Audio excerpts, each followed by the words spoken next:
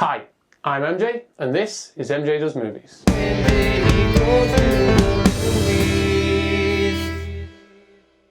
So, this week's film is The Neon Demon by Nicholas Winding Refn.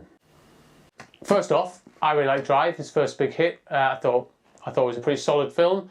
Very stylish, very slick, very cool, and really entertaining. Not really the kind of film I'm into, but in spite of that, I really enjoyed it. So when I found out he was doing a kind of dark horror set in the world of modelling, wow, this guy's style is really going to suit that. When they announced Neon Demon, I was really excited about seeing his kind of take on this kind of horror.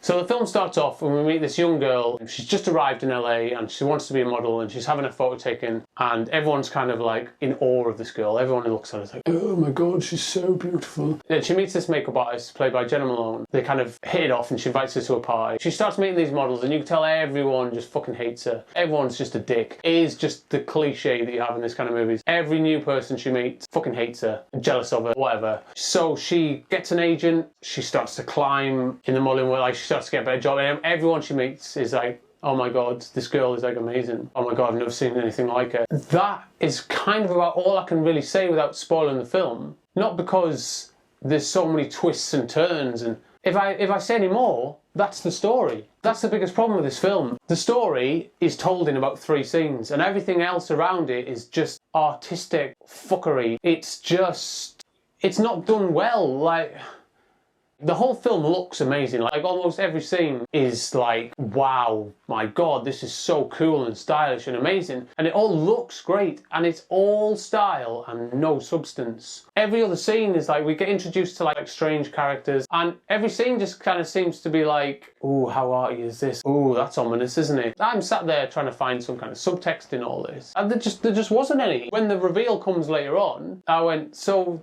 this stuff kind of had nothing to do with it, really. That's kind of the film's main problem. Keanu Reeves turns up about halfway through and he's really, really good. He plays a bad guy, maybe not a bad guy, but like a kind of sleazy kind of guy. And he's really good. Although, there's a scene that happens later on in the film where I guess he was supposed to be like a horrible character. But until this scene came along, I just thought like, he's a bit of a grumpy bugger. Bit grumpy. Didn't want to be here. I never saw him as a menace, but the film kind of then goes, oh yeah, see, he was always menacing all along. And I thought, at that point, that came sort of left field, I thought. So was I supposed to like be like wary of Keanu Reeves? Like, I'm angry and grumpy. It's not really important to the plot. Nothing is in this film, really. It was just a bit kind of jarring. The other big problem with it is that the main character, Ellie Fanning, I don't really remember her from anything else. She's in Maleficent, I think, and Super 8. I know she's in those things, but when I think back to them, she's not what I remember about them. So it's the first time I've ever been forced to pay attention to her. She's supposed to be like a unicorn, you know, like people see her and go, oh my god,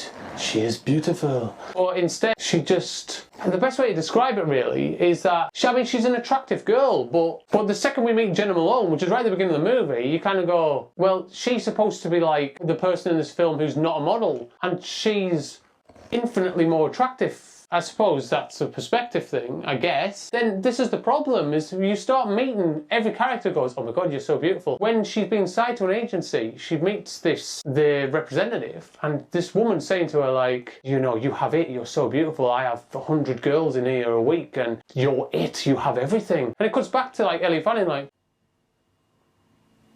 looking miserable, and like, even the agent who signs her like looks more attractive. I don't know whether it was irony or what, but every girl she comes across stands out more than she does. She kind of looks like a blank slate. Her character's just kind of nothing. And again, I don't know whether that was intentional, or if it was a big mistake, because we follow this character, even when she's scared, she's kind of like, oh god, yeah, I'm being chased. There's just nothing about her. It just could be me.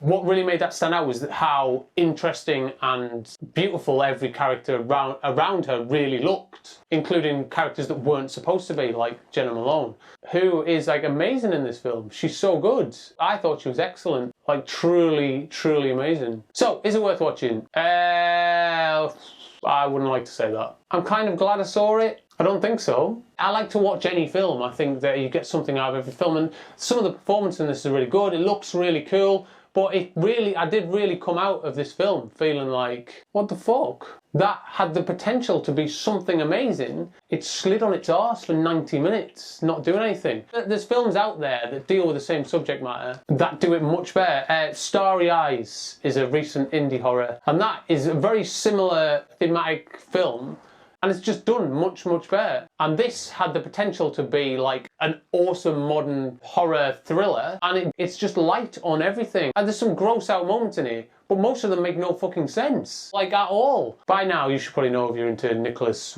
Winding Refn's films, but I'm starting to think they're probably not for me, and the fact that he's producing the new Maniac Cop worries me a little bit. So that was my review of The Neon Demon. I hope you enjoyed it. If you did, please like the video and subscribe down below. If you guys keep liking and commenting on these, I guess I'll keep making them. I'm also going to do some older classic stuff and just talk about some stuff that I really, really love. Any suggestions for things like that, also leave in the comments below. Until next time, don't say goodbye, just say good journey.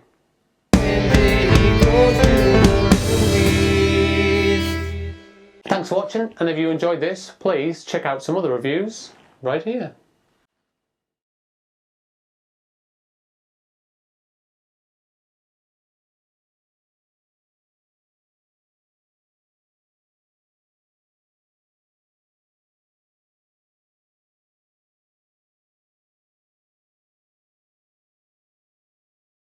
Gemma Malone, is it Jenna Malone?